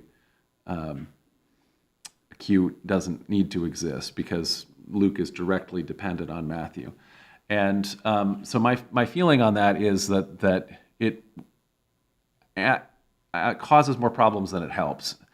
So yes, we have gotten rid of the need for a hypothetical lost gospel, but instead now you put all of the burden onto the author of Luke for making a host of editorial decisions that are crazy. In other words, it's very hard to explain why Luke would completely rework Matthew in the way that Matthew gets reworked. And so I think that I think that it actually is introducing way more steps, in the sense that you have to have explanations for all of these editorial decisions on the part of Luke that just seem so strange and so much more complicated than the simplicity of the two-source hypothesis. Thanks, John, and thanks everyone for continuing to hit that like button. And we do have still quite a few questions to continue to have fun. I heard is already raining really substantially just north of us in Flesherton, Ontario. Hello, Carol Marie. So yeah, we're gonna get wet when we get out of here. Okay, but doesn't matter. So we better just keep answering your questions. We have one who comes from Matthew Rakowski. How come popular history of the Crusades writes about Christian atrocities, like the siege of Jerusalem and the capture of Constantinople during the Fourth Crusade? But the popular history doesn't focus as much on Muslim atrocities, says Matthew. Matthew Rakovsky, like, for example, the conquest of Antioch or the Ottoman conquest of Constantinople. I can't say that word tonight, apparently. Yeah, I don't know that that's necessarily the case. I think that so you mentioned, I guess, the couple Christian atrocities during the Crusades. I have done a lecture on the First Crusade, and I've done a lecture on the Fourth Crusade. I mean, the Fourth Crusade is actually, it's not Muslim again, even though technically Crusades were supposed to be against Muslims. One of the point I made about that was simply that it was misdirected, in that we had here Westerners, Western Christians attacking Eastern Christians. The reason why I guess I focused on those and wanted to talk about that is because I'm a Christian pastor, and so it is part of my history and my legacy to I think I lionize a lot of things that are part of our inheritance from the Greco-Roman tradition and the tradition within the Christian church. And there's things that I really value within those traditions. And so I've made, I don't know, lectures where I'm just talking about how the incredible art, the architecture, so many advances, the universities, all of these wonderful things that have come out of that tradition. And so while I do that, then I also want to acknowledge when Christians have, believing that they were acting out of faith, nevertheless committed horrible atrocities. And so I feel competent to talk about that and to express regret as an heir of that tradition, as an inheritor of that tradition, that I want to also say, not 100% of the things that have been done in history by any means. Actually, a huge proportion is all, there were all kinds of terrible things that were happening. But as somebody who is interested in history and who thinks that history is important, I think we have to also acknowledge atrocities. And so that is, I'm not as focused on, modern. I'm not a Muslim historian, and so I would imagine that there are all kinds of modern Muslim historians who are also upset about or regretful of things that have occurred in their history that they would like to apologize for. And I presume they do, but I'm not going around and tallying that, because I'm focused more on our own tradition and being honest about it. And I would like to just pause for a moment to thank those of you who have helped us, have offered your support through our system, through our website. Just want to acknowledge your support: Charles Reynolds, Eric Nordquist, Dariat Brooks, Regan Harrington, Scott Heine, Ariel Tejera Molina, Leonard Burney, Marcus Smith, David Ferguson, Guyland Acosta, Ron Wagner, Sephir Pellerin, American Legacy Construction, Jason Bishop, Coral Perlin, Brian Lane. Thank you so much for taking the time to go to our website and make a donation there. And remember that when you do that, at the beginning of next year, we can send you a tax receipt if you give us your address. So let's continue with the queue. And I would like to go now, John, to the question that came in the chat on YouTube by Bo the Wolf. Hello, Bo. I recently picked up 2 volumes of Charles Worth's Pseudepigrapha for $5 total. Good deal. Which are the best favorite books therein to read first? And why do they hold significance for you?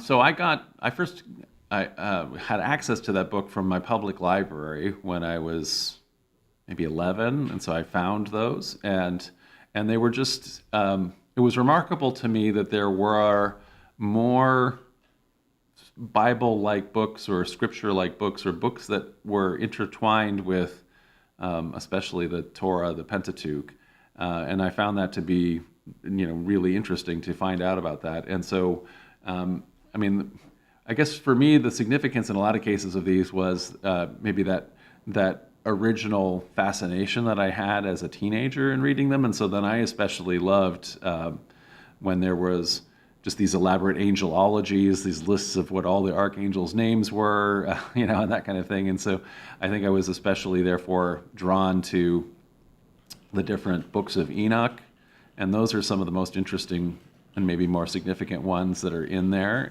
So like the books of Enoch,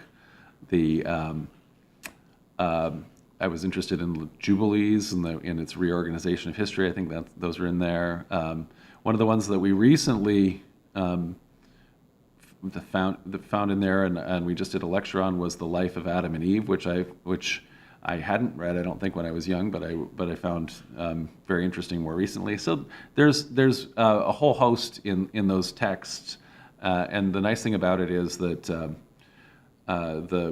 there's a great apparatus at the beginning that is giving you some historical context of the texts and the manuscripts and how they survived and so on. So it's a wonderful collection, and to get it for $5, that's great. Thanks, John. And just want to make sure that I acknowledge Steve Newton, your 2 questions. We're adding all the questions that keep coming at the end of the queue. We'll see how far down the queue we get to, because there's still a lot of questions. Okay, Henry Cobb, I see now that I copied your question, but it looks like it came in probably 2 parts. So the part that I have doesn't really have the full question. So could you please resend that question, and we'll just make sure we'll add it at the top of the list. Yeah. Okay, we have another question now coming from Sonny James Dougherty Schreiner, I think from Facebook. Honest question, says Sonny, how can we say that there is no physical tomb when people who visit Jerusalem and some TV shows have indicated that there is one? Yeah. So Sonny, there's a traditional tomb. So as of so when I say there's no physical tomb, I meant as that has any continuity that connects to the historical Jesus. So the historical Jesus would have died around 30 or been executed around 30 and 32, something like that. And then whatever it is, 300 years later, when the Emperor Constantine converts, his mother, St. Helena, goes to Jerusalem and has lots of local people show her things and say, here's the true cross, or here's this.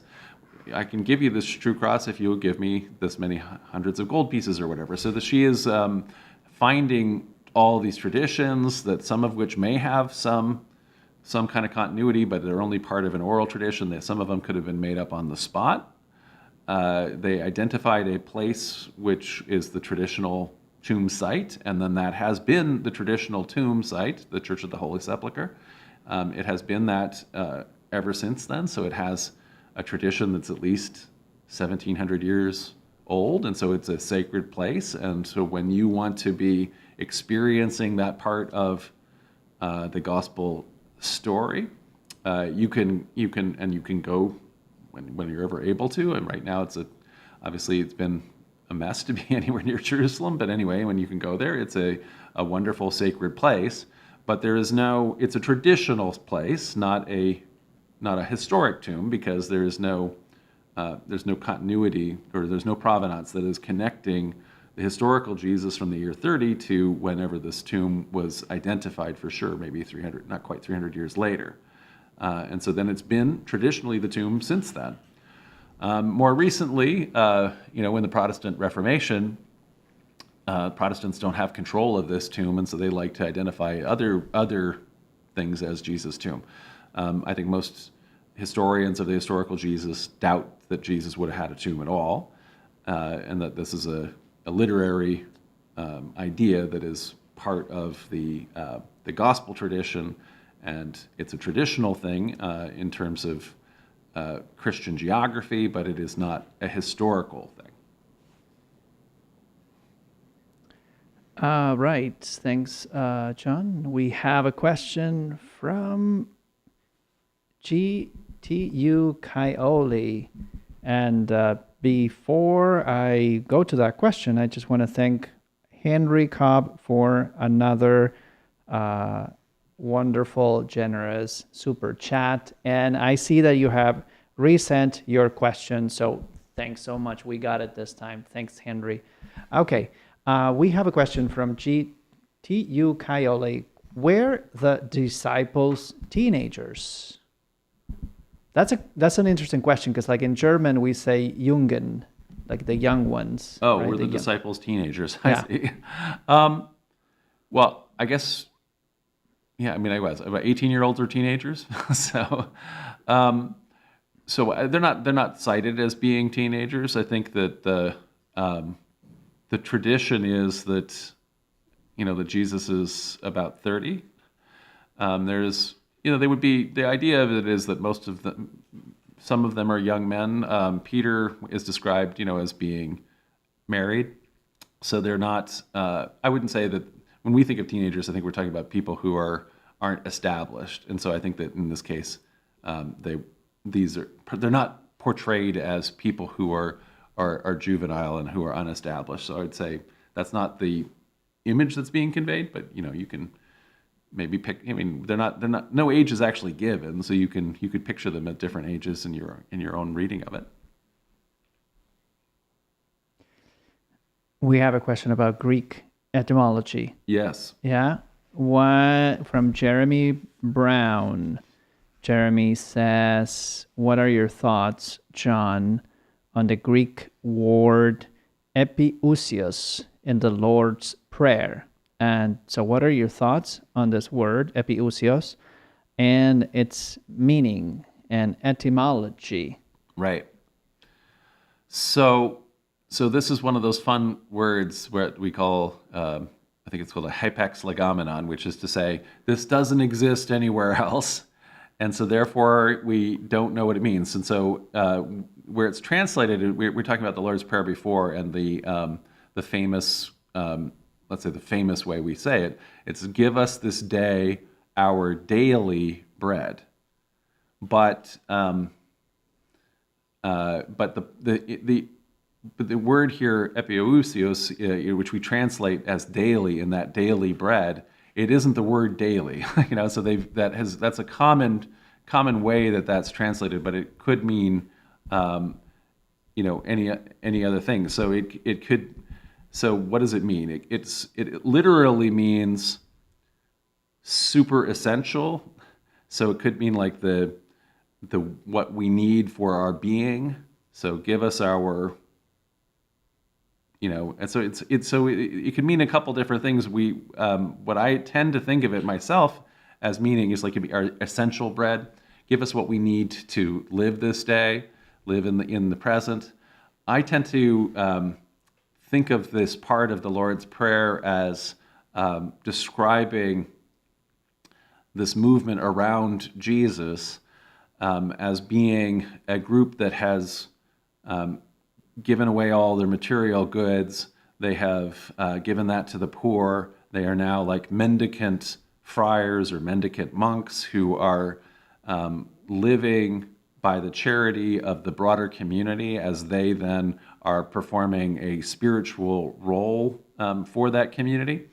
And so because they are living a very ascetic life, they are in contact or acting as sort of spiritual intermediaries for the broader community, that community gives them bread. And so they're asking for the bread that they need for their daily substance, daily essence or daily being. But what it exactly means, I don't know. We translate it as daily, but it doesn't have that literal meaning for sure. So it can be argued to be different things.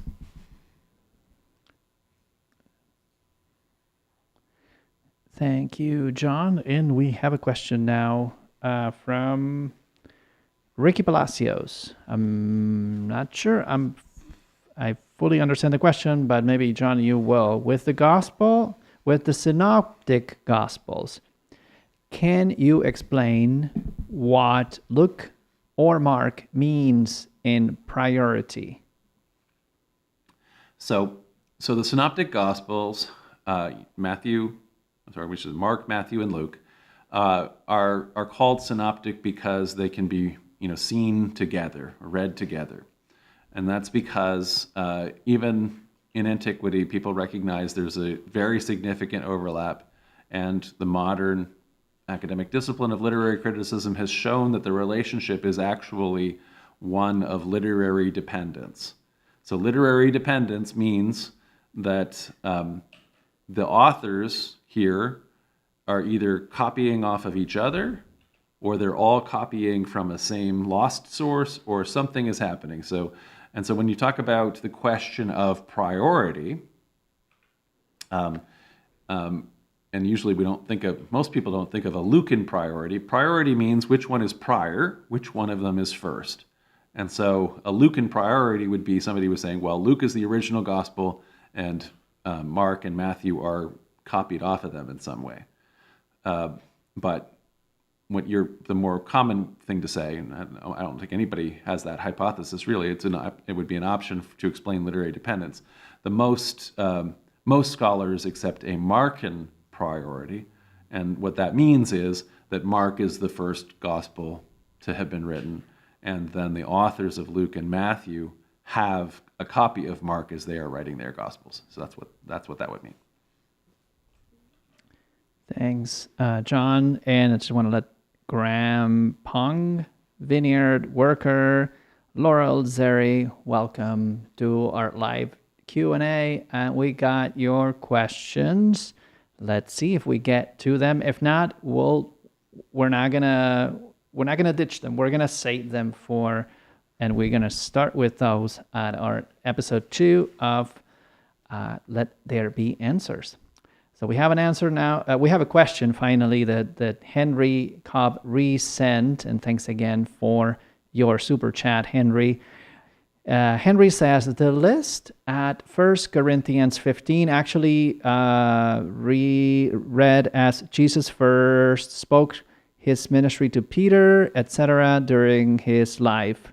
Same sequence that is listed in Mark. And then after Jesus died, the risen Christ appeared only to Paul.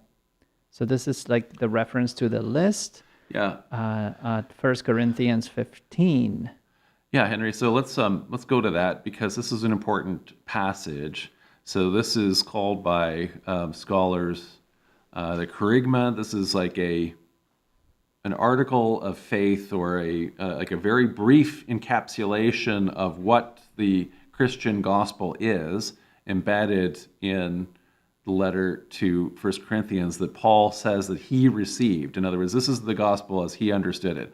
He says that Christ was buried and that he was raised on the third day in accordance with the scriptures, and that he appeared to Cephas, like you say, to Peter first, then the 12.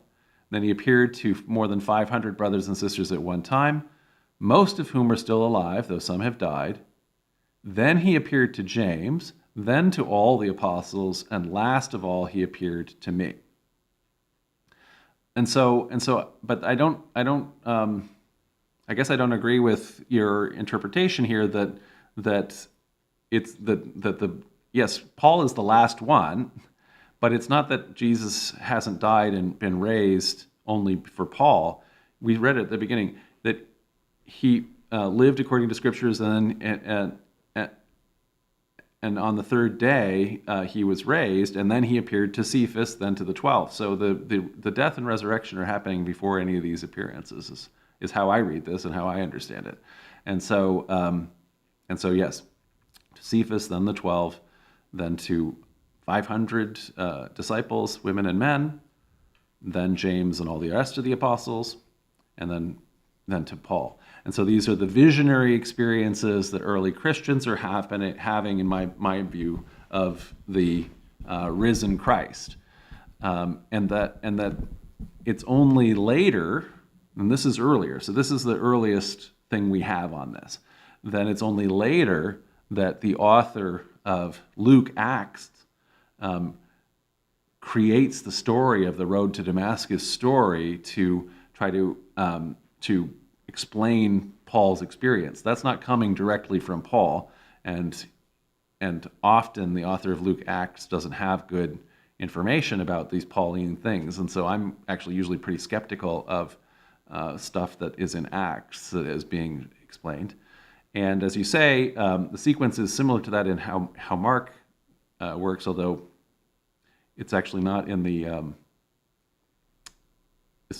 original ending of Mark, the short ending, right? Because of these appearances don't happen in the original ending, and also Mark is quite hostile to James, the brother of Jesus, and so he wouldn't have had the risen Christ appearing. He doesn't have the risen Christ appearing to anybody, but certainly not to James, the brother. So I don't know. It's I guess I have a very different interpretation to how your interpretation is, Henry, on this. So maybe you might have a follow-up to that. So.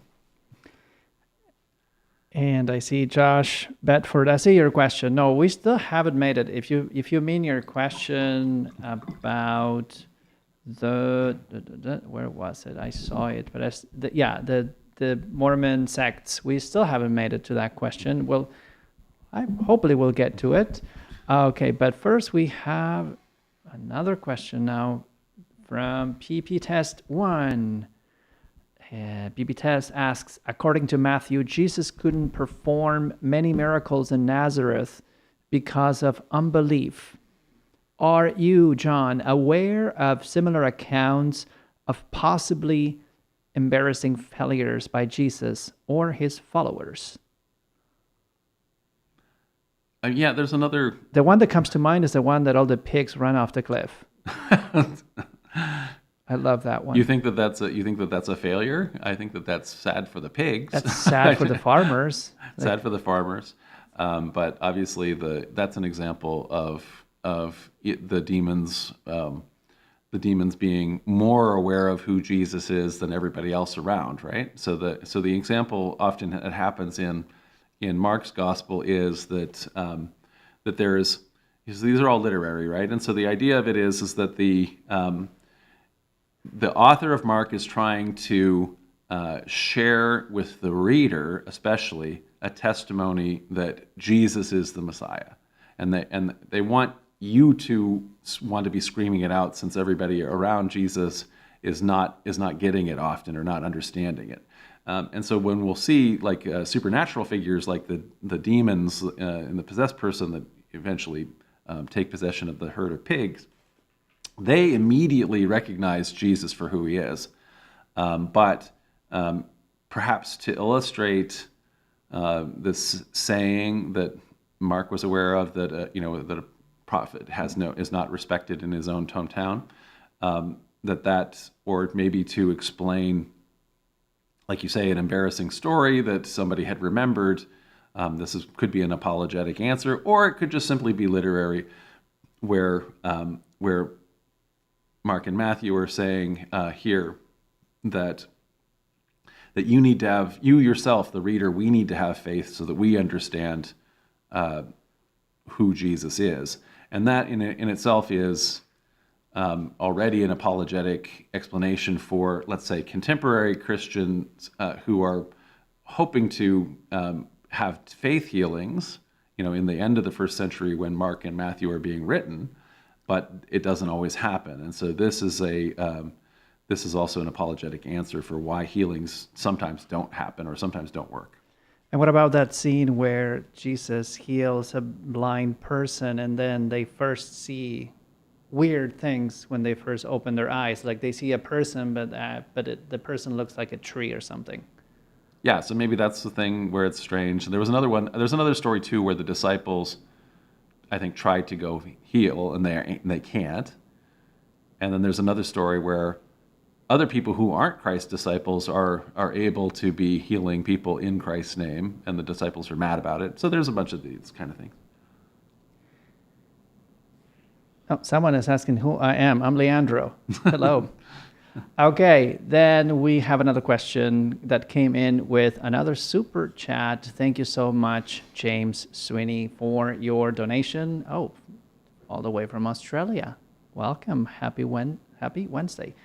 John, James says, do you think it's likely that the JEPD manuscripts, all these sources of the Old Testament, are waiting somewhere to be discovered? Or is it more likely that they are lost to time by now, all these sources, hypothetical sources, if they even exist? So the JEPD, these are the underlying sources for the Torah, the hypothetical sources for the Torah. And the problem with having a manuscript now for these surviving is just kicking it back that next few hundred years. It makes it, and for a text that I think had much smaller circulation at that point, it makes it difficult to hope that we're going to get one. Obviously, if we had, if a manuscript of J or a manuscript of JE emerged, buried in, some pot in Palestine or Egypt or Israel or someplace, if that were to happen, that would be, the most important manuscript discovery. More likely, I think we're more likely to encounter Q.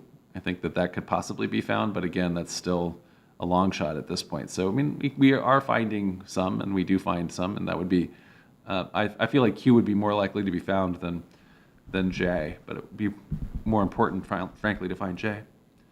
Hot cough again.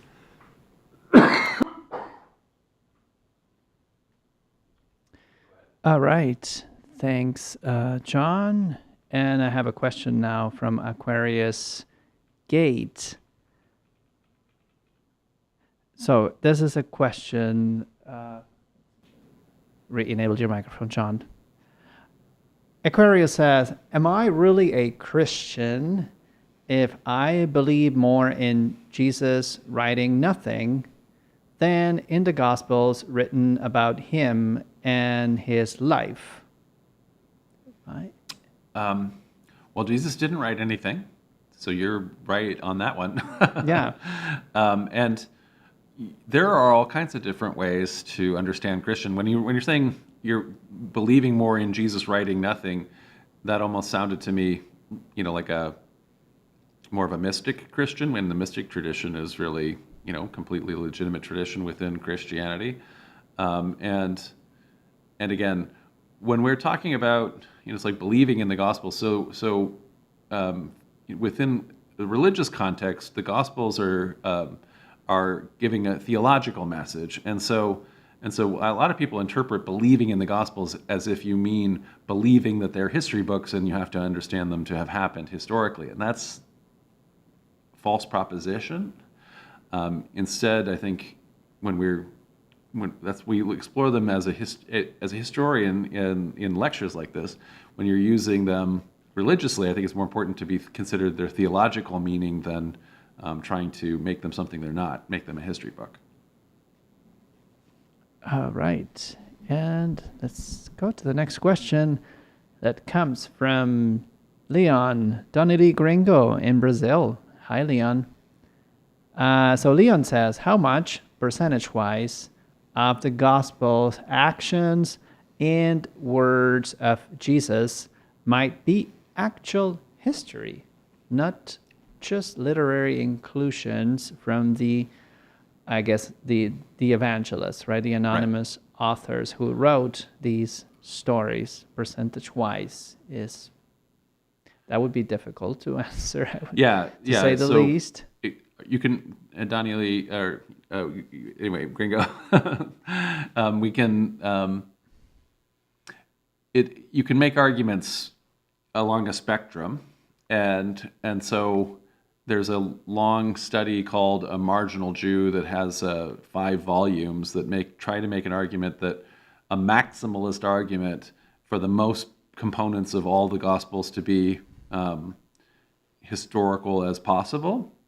And it is John Myers, I think is his name. No, I'm trying to think what his name is. Anyway, so he doesn't persuade me most often, but because I tend to be more minimalist, and so I would like to have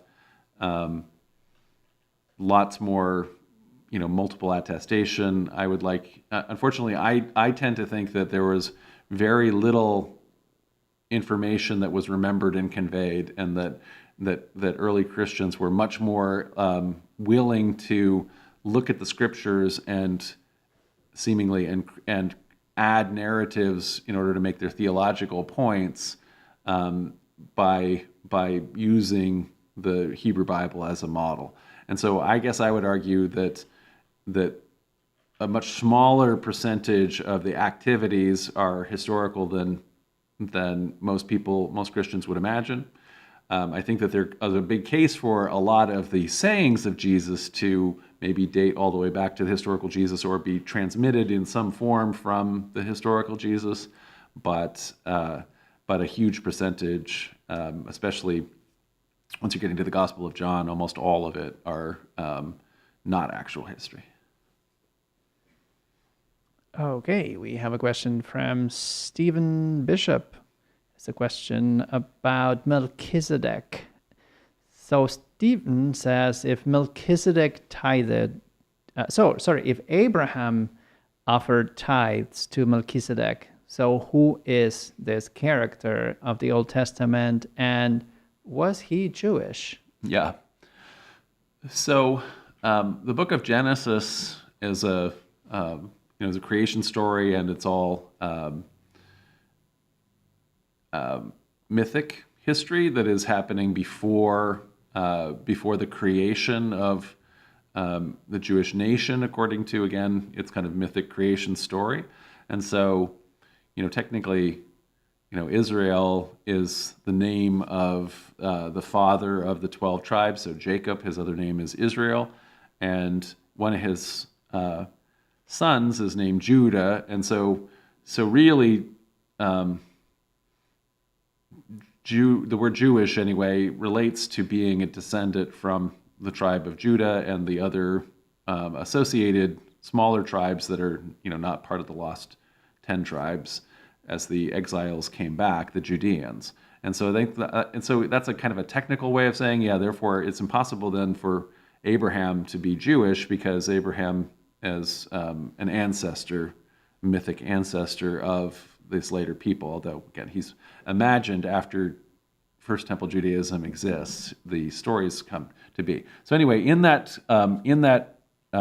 stories about Abraham, there is a character called Melchizedek in Genesis, whose name means righteous king. So Zedek is king, and it's strange that Abraham kind of recognizes this guy as being sort of a spiritual,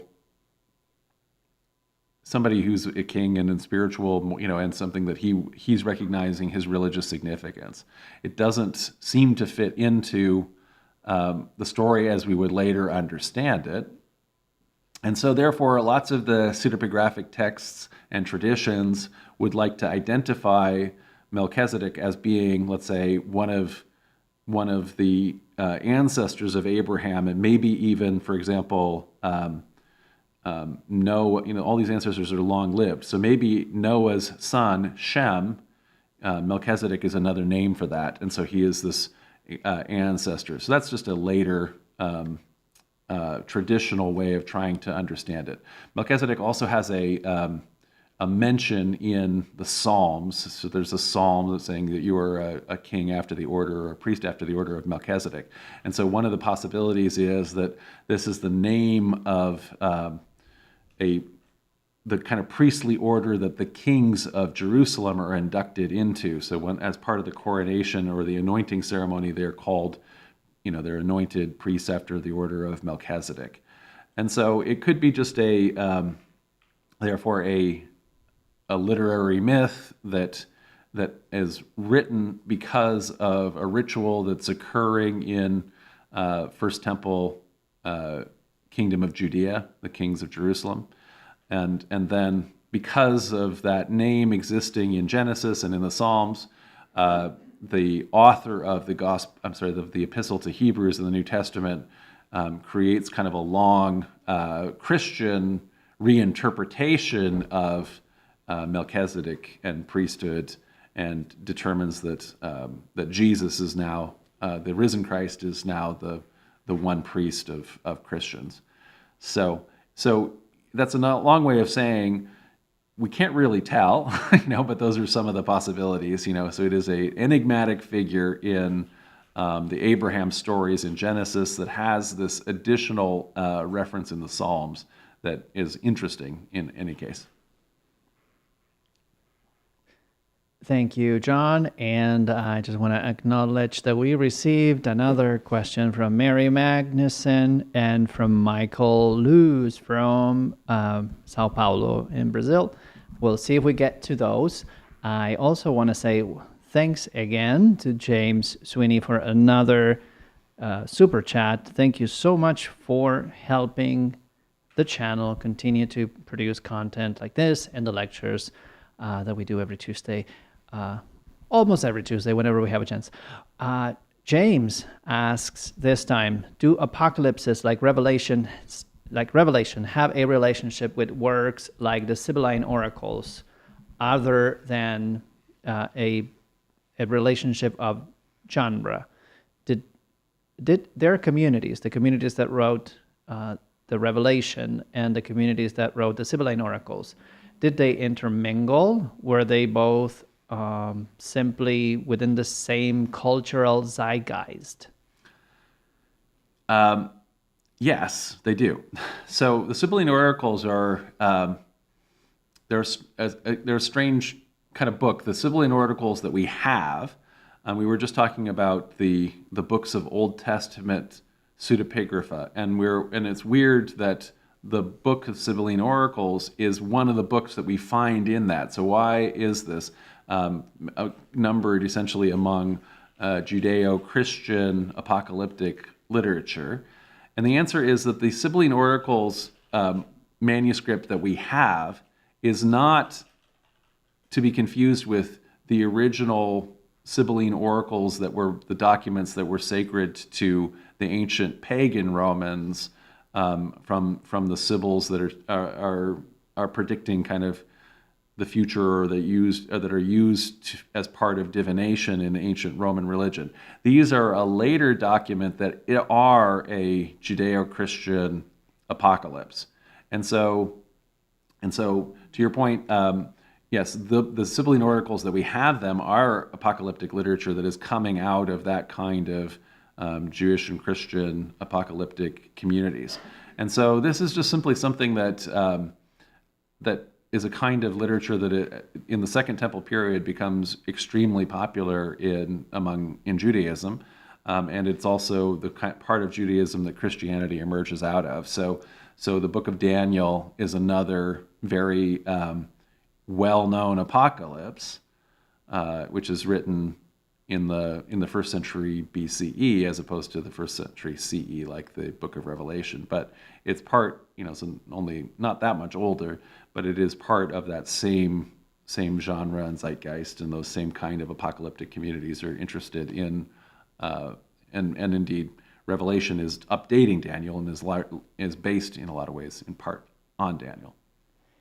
All right, thanks, John. And we are almost at the 2-hour mark. So let's see. So I'm gonna have to start going faster. Yeah, well, we'll see if we can go a little bit faster with our questions. I have Jeff Turner asking, can you comment on Exodus with the stories of the snakes and rods? Because apologists seem to tie themselves in knots trying to explain this story. What can you tell us, John, about this story?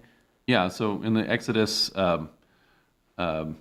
God has many signs that he teaches Moses in order to prove that he is being sent by God. And one of them is he has a staff, and Aaron throws the staff down, and it can become a snake. But the Egyptians in the story are able to, the Egyptians also have magic powers and can do supernatural things like that. And so Pharaoh's priests, Pharaoh's magicians are able to, they're able to perform magic, and so they throw their staffs down, they become snakes. But the story is great literarily, because then Moses' snake eats their snakes, right? And so that shows who the big God is, who's the real God.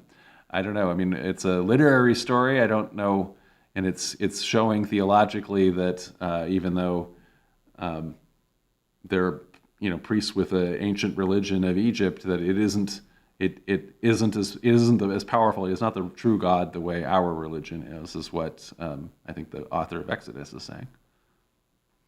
And Foss Ball Flakes is reminding me that we're almost at the 150 likes. Oh, nice. So yes, let's do it. We just need five more, folks.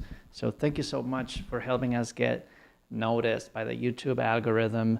And so we'll see if we get to 150, we'll keep going a couple more minutes. Is that okay, John? John is of course still recovering from going to the football stadium. That happens, John, when you go to the football stadium. Okay, we have one from Miguel Angel in Chile.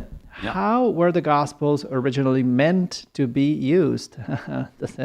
That's an interesting one. Yeah. Were they written by bishops to be read out loud during lectures, or maybe as polemics to be debated, for example? Yeah. So we can't necessarily know. Some of this is speculative. We don't have descriptions of them being used in the first century. We just have the texts themselves. Although we do know that in general, people in that century are largely not reading silently. So it's only a tiny minority of the population, certainly of relatively poorer population of Christians. Only some of them would be able to read. And so the gospel texts, like Paul's letters and so on, almost any texts would have been used, as you say, as read aloud. I don't think that we think that they're written by bishops, but they're certainly, they're with people speculate that there are communities and that they become the way the community understands its identity. So as we, for example, read the Gospel of Matthew, the community very clearly has had a bunch of struggles. They have been kicked out of Jewish synagogues, and they have also had a division. And so they part of the text probably involves reading this text together to remind the community that who they are and who aren't them, and it's part of creating community identity. All right, so we have Josh Bedford. Yeah, we got to your question, and so we'll see if we could. Yeah, this is after 9, and I'm pretty sure it's raining outside, so we'll see. Okay. So Josh asks, how did the various Mormon sects in schism understand and react to the U.S. Civil War? So my church, which is Community of Christ, which was called the Reorganized Church, it really becomes reorganized almost right before the Civil War, so right at the time of the Civil War. And the leader and his brothers are all young men.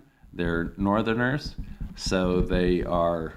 Some of them are feeling the call to fight in the war, and so the reaction that Joseph Smith III, who was the leader of the church, had was, Christ called us to peace, but we are also called to obey the law of the land. And so if you get drafted by the Union and are told to go and fight, then you should, but you shouldn't just sign up for the war.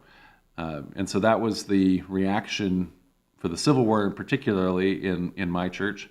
In the Utah church and the church led by Brigham Young, they had been in a major struggle with the U.S. federal government, as they were essentially wanting to have their own independent theocracy where the church controlled the Utah territory, and they were also actively, their number one thing they were doing was engaging in polygamous marriages that were illegal. And so the U.S.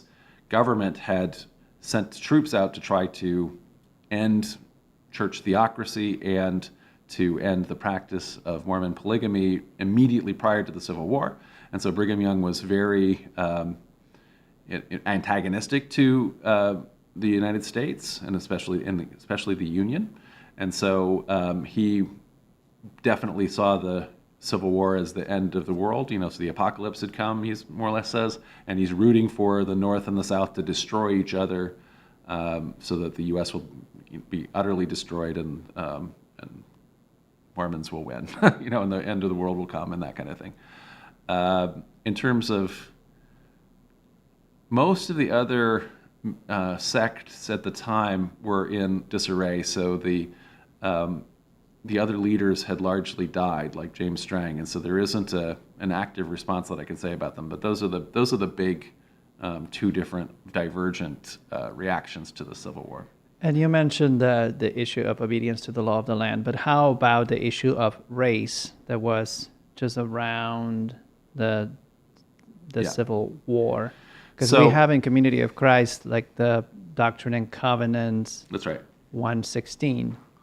That's right. So in Community of Christ, this was fought over war ending slavery, and then also resulting in black and white American citizens being citizens together in the post Civil War time. And so in Utah, Brigham Young was very much opposed to that. He had deliberately made Utah a slave territory, and he made a ban on black people holding Mormon priesthood and also entering Mormon temples. And then Joseph Smith III had the opposite idea, which is that men of every race can be called to priesthood. And we didn't have any temples at the time. Well, we had, anyway, there was no restrictions on entering temples in Community of Christ. So. And I want to thank Andy Bork. I missed your previous super chat, so thank you so much for that one and for the other one you just sent. So we're going to go with that question now, John. Let me see if I can just put it here. The question from Andy is, any recommendations on literature for a causal on the founding of Christianity, early Christianity, from a historical point of view? For a casual. For a casual. Okay. A casual reading about the founding of Christianity. The books that I go to are pretty not casual. So, I'm trying to think if any of these are very accessible. Maybe, again, Bart Ehrman has books that are very accessible, but unfortunately, and there may be more about the biblical criticism as opposed to the history of. It's ones about history of early Christianities that would probably be good. They're very accessible. He's a little antagonistic, and so it depends on what your goal is in terms of reading it. But yeah, so he would maybe Bart Ehrman on one of his books, but specifically focused on early Christianities. Would probably be a good one for casual, more accessible. Yeah. Marcus Borg has a very accessible book on the historical Jesus that would be from the very positive view. We have another super chat. Thank you so much, James Sweeney. You're going to keep us going all night. I love it. Oh yeah, it is night for us here, James. James asks, I love this question. What caused the apparent proliferation of Christian monasticism in the Middle Ages, particularly among Nicene Christians, and in what is otherwise considered a dark age? Yeah, so one of the things, there had been at the end of the Roman Empire some spiritual crises, and people were a breakdown of idea that the sort of traditional religions of worshiping the old gods, which was kind of a maintenance where you perform these kinds of sacrifices, those had less value and meaning to people as people switched to concern about personal spirituality, worries about ideas like afterlife, but also focusing on ethics, but then also in a lot of cases focusing on like an emphasis on living a spiritual life and maybe separating yourself out as a philosopher or as a monk or a nun into a spiritual community. And so that was part of just the turn from where people had been finding meaning in life into the early Middle Ages, Dark Ages, as you say, where people retreated and turned inward and created monasteries that are in fact just Roman villas. If you look, that's what a Roman villa would have looked like, but now it's being turned for a spiritual purpose. So the proliferation in the Middle Ages, I think that is just a natural response to in how institutional life. So you create a monastery that has this great spiritual purpose. Monastery, in a lot of ways, is like a utopia where you're sharing property. You're taking vows of poverty. Those are hard to keep going, because of how difficult it is to share and not be focused on property and human life. And so what ends up happening is that they are very spiritual and austere, and everybody is really focused on the spiritual part of it. And when that happens, they're very popular with the surrounding community. People give a lot of donations to the monastery. In another couple generations, the monks are now very rich. They're way less strict than they were. They've made a lot of allowances. So now the monastery has inherited a lot of property and is very rich, but it is not as spiritually satisfying to the communities around it or to people who are feeling called to live an ascetic life. So then you get a new guy who's a reformer, and they make a new kind of more austere version of monasticism. And so those reforms happen very frequently. So you have Benedictines, and then the Cluniacs, and then we have the Cistercians and the Augustinians and the Franciscans and the Dominicans. In other words, there's continual need to reform. And so that's, I think, how I describe it, is because over time, they naturally are not performing the same function anymore. So people have a need to have a new reform that meets with the contemporary needs. Okay, and I just want to acknowledge the questions that we just received from Anton P. and Aaron Baca.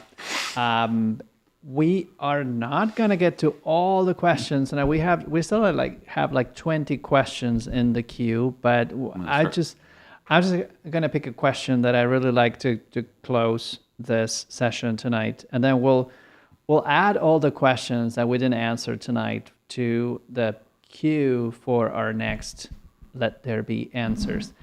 The question that I want to close tonight with comes from Stephen Newton. John, what is a good first video of yours to introduce my friends to your work? That's a good one, right? Yeah, we should put that's a video we should put on the channel. It's not easy to say. There's because sometimes some of them are pretty down deep in the weeds.